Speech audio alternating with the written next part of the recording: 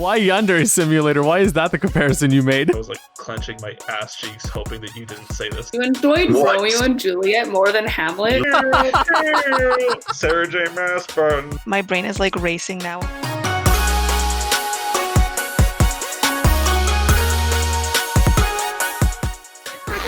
Oh no, Alex! Good job, me. I really don't know how to speak. Oh God!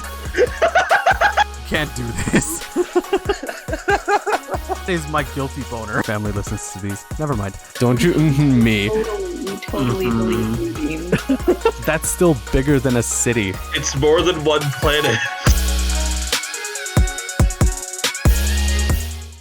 The Hunger Games of YA is, let's say, a term that I've coined a lot of early stories from, or a lot of stories from the early 2010s, that I guess were kind of in relation to the Hunger Games.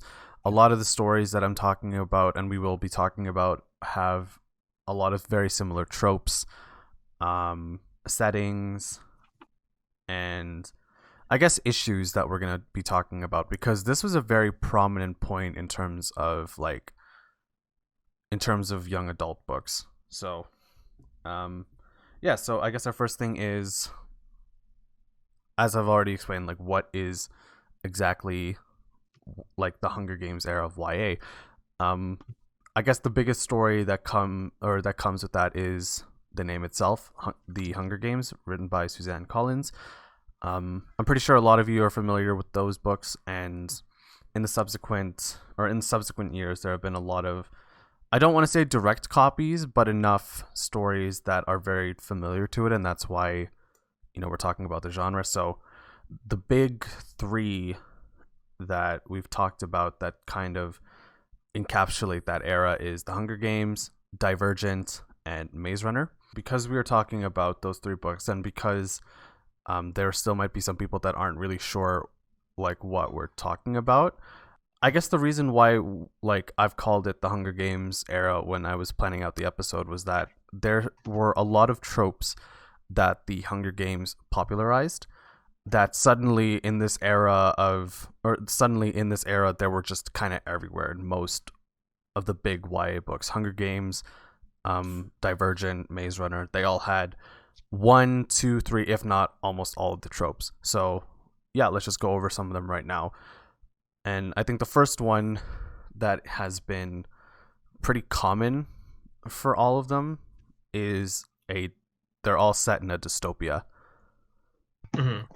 Which, man, I've really gotten sick of dystopias because of those books. Like, I don't know, like, I get the kind of allure behind it when it was like super big with the Hunger Games, but then suddenly when I was just starting to see it everywhere, and how every single kind of world building was set around the world being screwed, basically, having a very oppressive government, a clear class system between the rich and the poor, I guess, clear disparities and everything. Like, I was like, okay, so I can't really separate, the Hunger Games is dystopia from Divergence, and I can't really separate Divergence from Maze Runner because they're all dystopias, right? Like, they obviously have their own little niches, but I don't care. Like, yeah. They're all dystopias, and they're all the exact same dystopia too. Like, It's always I found this a very Disney dystopia, if that makes any sense. Like, there's never, it's always like just the vague concept of, oh, there's like an oppressive, mean government man, and he's vaguely a metaphor for Hitler, and then there's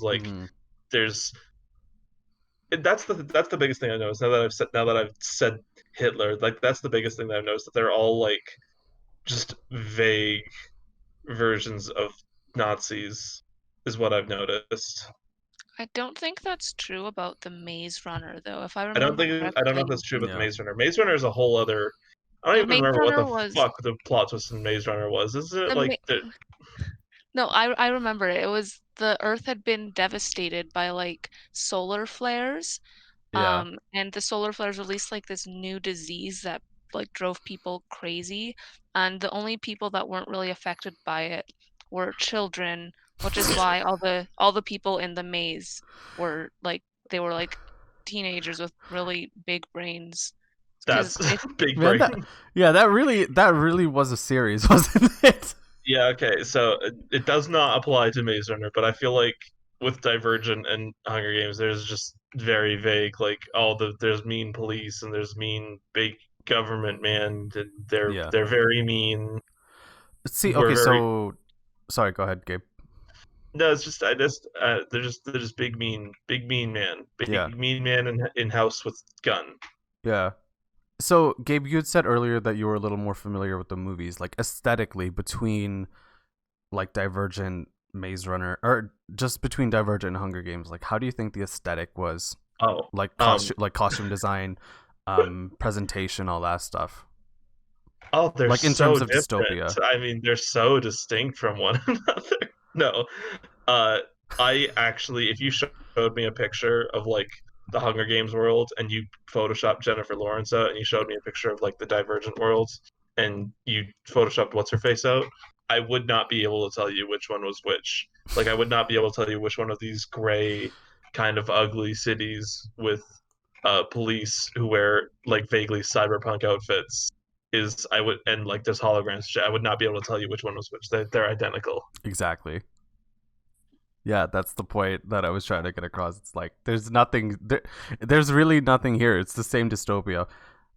Yeah. Right? And at least with the Maze Runner there were monsters and potential zombies and shit. But even then it's still like Maze Runner was a little bit batshit. I'll give it that. Yeah. It had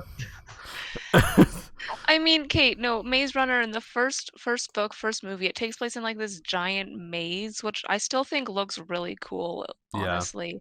And then the second book took place like on the surface of like the earth as it was scorched by the sun. So you go more into the like post-apocalyptic kind of vibes from there. Yeah. And I don't even remember what happened in the third book. I'll be honest. For what I remember, think it was a city. It's just the city again.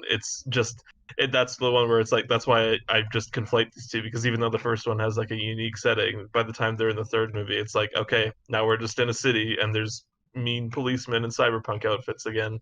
We're back. They actually release a third movie. They did release a third movie. I didn't watch it. I didn't even know there was a third movie. They released a third movie. It's called The Death Cure. Yeah, it's The Death Cure. Yeah, okay, I think we're getting a little too distracted. We should get back to tropes.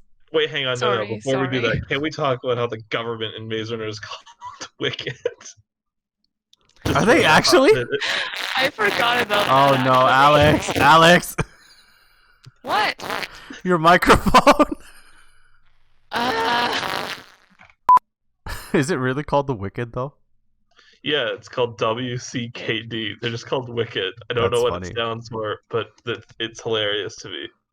Okay.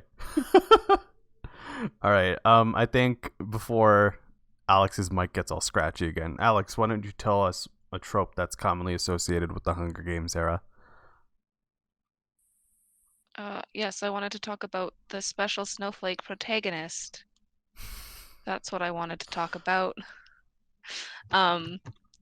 It's like, I mean, this is something that's still an issue in YA, in my opinion. But I think this is about where it started to get really bad. Like I think like Katniss, to an extent, has an excuse for her stuff because she has to hunt for her family, so she has these skills that like are able to protect her in the arena. But then you go to like Thomas, is that his name? Thomas in the Maze Runner? Yeah, Thomas from the Maze Runner, yeah. Thomas, he was like the smartest of all of the boys, so that he was the one who like designed the maze and put them into it, and that's why he was the last person in the maze. So he was very, very special snowflake. And then there's Triss. Who, I mean, the books are called Divergent. It's literally about, like, the whole premise is that she's a special snowflake. That's literally the point of the books. So I don't know what else I can say about it. But that started to be a very common thing, is like the protagonist is someone who doesn't fit in. If it's a female protagonist, she's not like other girls. And that kind of stuff started becoming really popular around that time period in my memory. Yeah.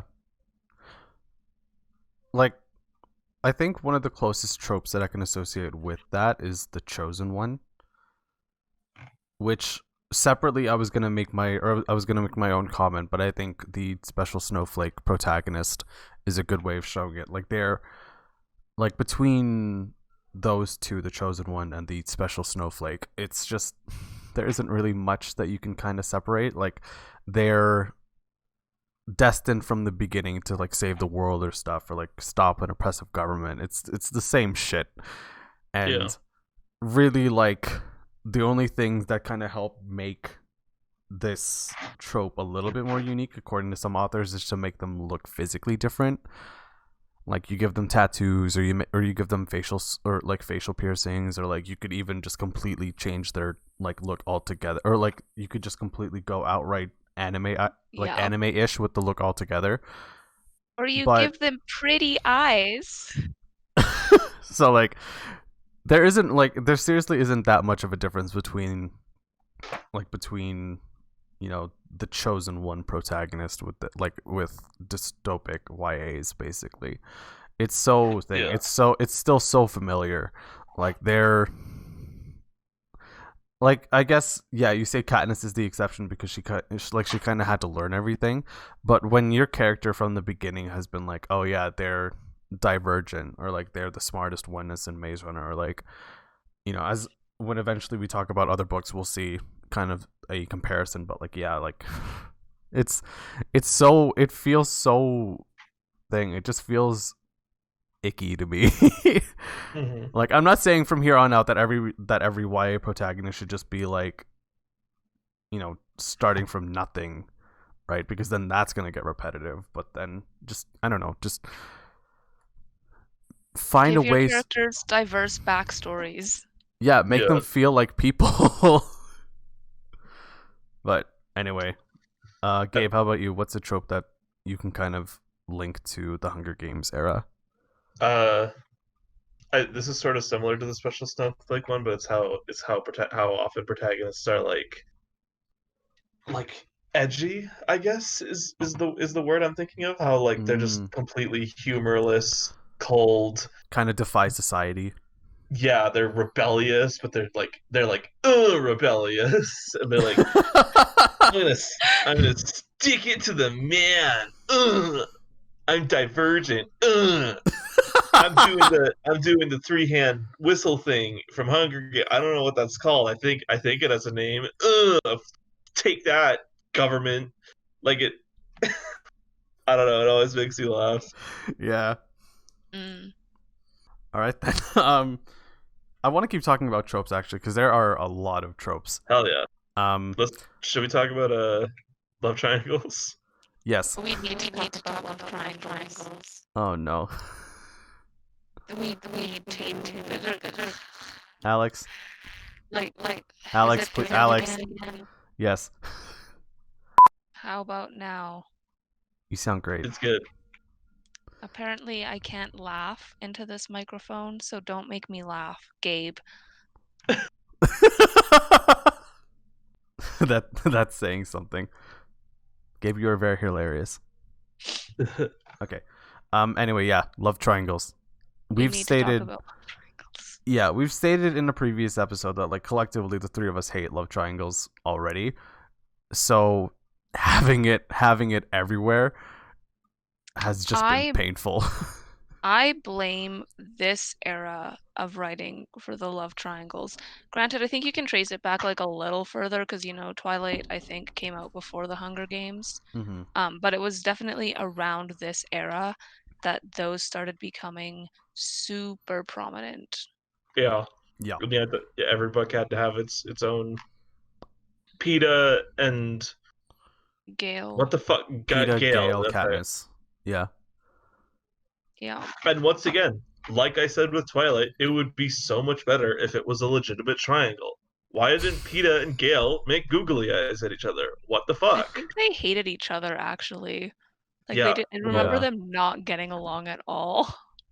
I hate love triangles so much. Yeah, when they try to force that conflict whenever the two male love interests are like meeting each other. Oh my god. Yeah, And they just- it'd be hella they're like- interesting if they were gay. Yeah, like I get that they're supposed to hate each other, but come on, Suzanne Collins, haven't you ever heard of hate fucking? Jesus. Yeah. Man, Gabe is really pushing your limits right now, Alex. I'm trying.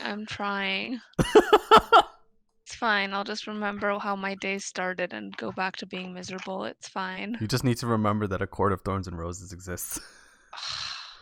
Anyway, Alex, how about you? What's another trope that you can associate with that or with the era?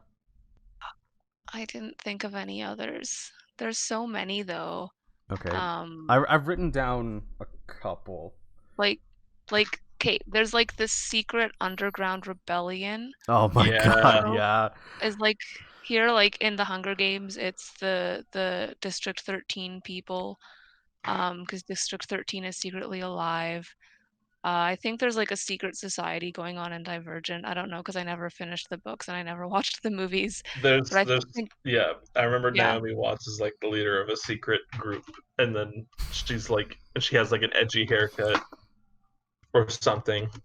And then I think in the Maze Runner it's Gus from Breaking Bad. I don't remember his character's name at all, but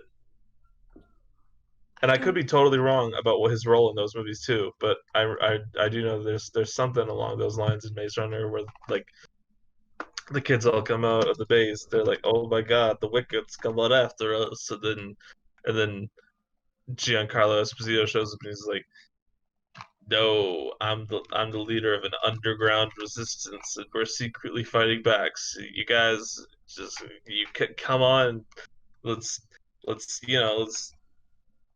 take shit down." Yeah. Yeah, exactly. Yeah, there's the start of secret underground rebellions and stuff, that definitely trail into YA even today. Yeah. We've been working for years against this oppressive dystopian government, and we have like armories and weapons and guns, and we have like high-level militias, but man, we just couldn't get it done without this generic white teenager.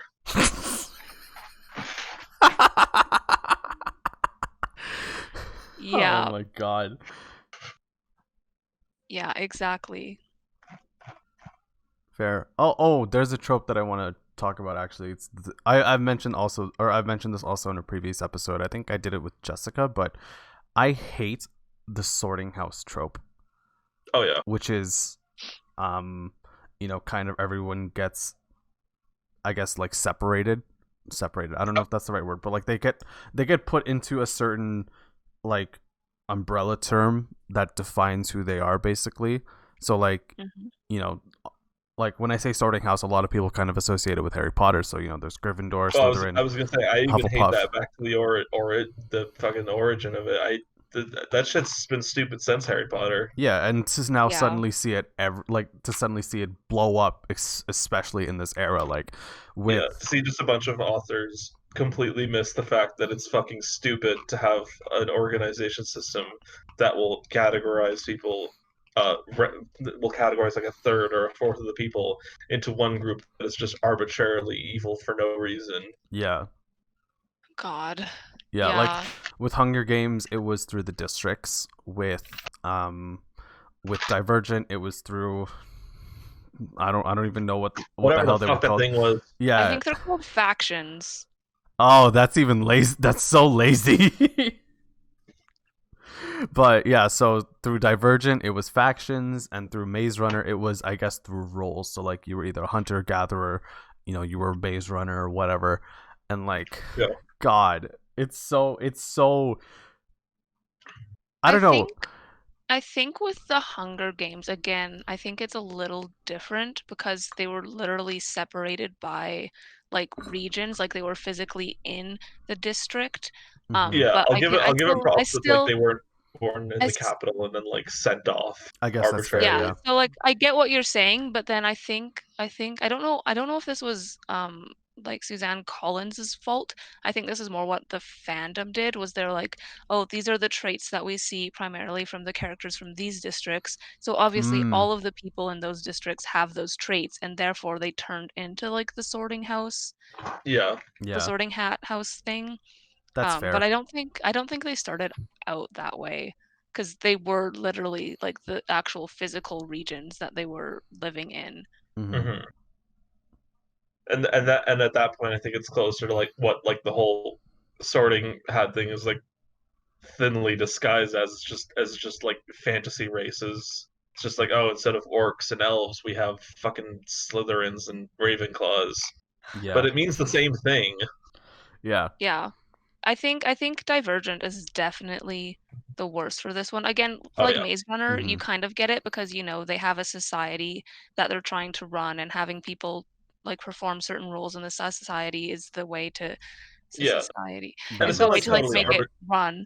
And it's not like totally arbitrary. Like if you have like someone who's like a big beefy boy, then you might assign them to like a big beefy boy position. If you have someone who's like a good at gathering supplies, you might assign them to be a gatherer. It's not totally arbitrary, but in Divergent, it's just Divergent is definitely the worst for this. And again, this is the whole premise of the books, as far as I can tell, is there's 5 factions.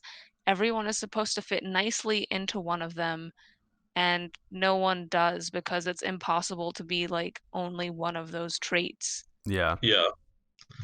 And that's my whole issue with that system in general. It's like you kind of lock a character's personality, and I've explained it more in that previous episode, but yeah, it locks you, or it locks your character into, you know, them being really brave or them being very cunning or something. And to me, like that loves like unpredictable characters, or at least like characters that you can kind of see how they react on the spot rather than in a premeditated manner. Like it's just lazy. And you're right, like with Hunger Games and Maze Runner, like you can kind of excuse it, but to me it's still in its own way there, I guess. Like I have an appreciation for it, and I know how kind of different they make it, but that doesn't really change the fact that like it's a pretty obvious thing. Actually, can we talk about the sorting hat stuff for a minute? We can talk about we can talk about it after you fix your mic. Oh my god. See, now you know how I felt whenever Discord cuts out on me. Yeah, sorting hat. Popular opinion, I don't hate it. Because I think this is something that the Harry Potter fandom has done right. And I mean, I think the Harry Potter fandom has like its issues like any fandom, but I feel like it's definitely done a good job of taking the questionable material that Rowling proposed and made it better.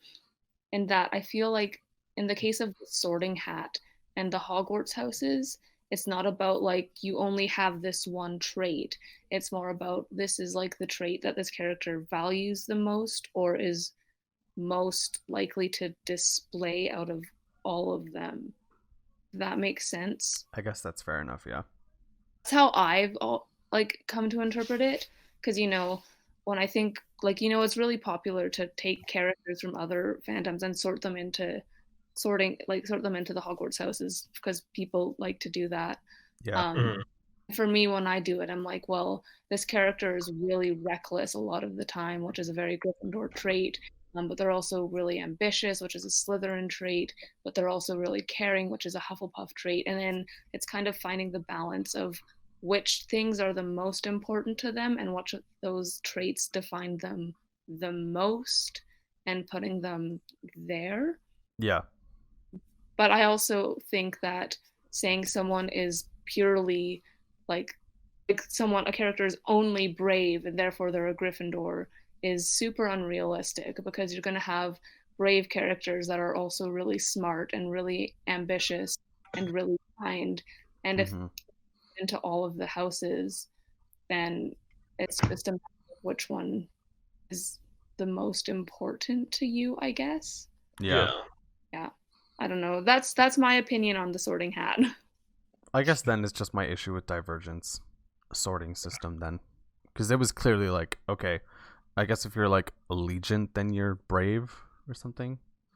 But then that's really all that they kind of give you. I could be wrong, and maybe I might get fact checked eventually. If you asked me to tell you, I can fucking tell you which of the. I don't think that's the right term groups for it. are But I which don't know.